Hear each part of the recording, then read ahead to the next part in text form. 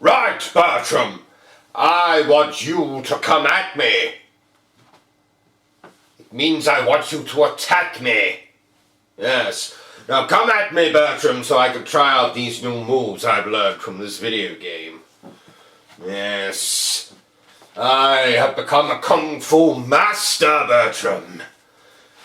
I bet you can't predict my next move. Everybody wants Kung Fu fighting. Ha! Moo chop! I am fast as lightning. Yeah. Ladies and gentlemen, boys and girls, welcome once again to Obsessive Compulsive Gaming. I am the Obsessive Compulsive Gamer, and this, my friends, is my review for the 9 Monkeys of Shaolin, which, sadly doesn't have any monkeys in it.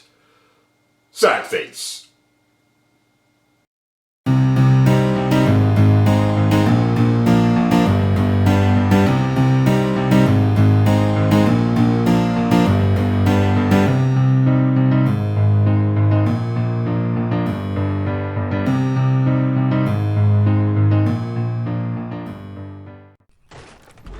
Nine Monkeys of Shaolin was released for my beloved PlayStation 4 in October of the nightmare that is 2020.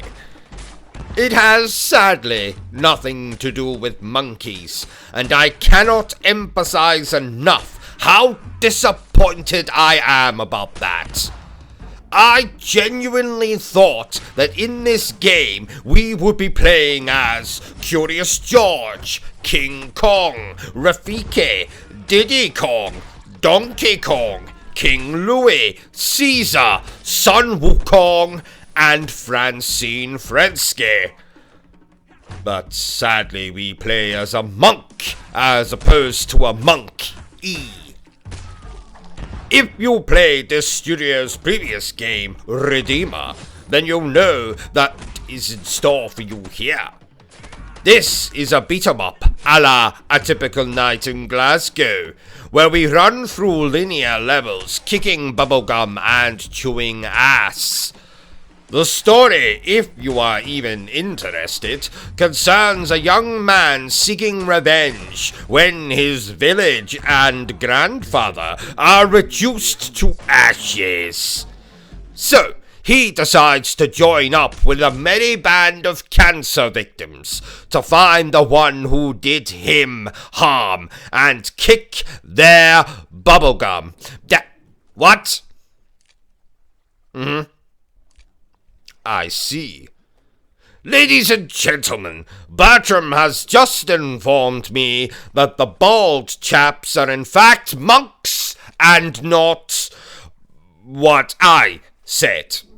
So, in Redeemer, we play as a badass monk, and in 9 Monkeys of Shaolin, we play as a badass monk. This studio clearly has a fetish for monks. I shall have to be the first man in history to name this particular fetish. I shall call it monkphilia. I like that.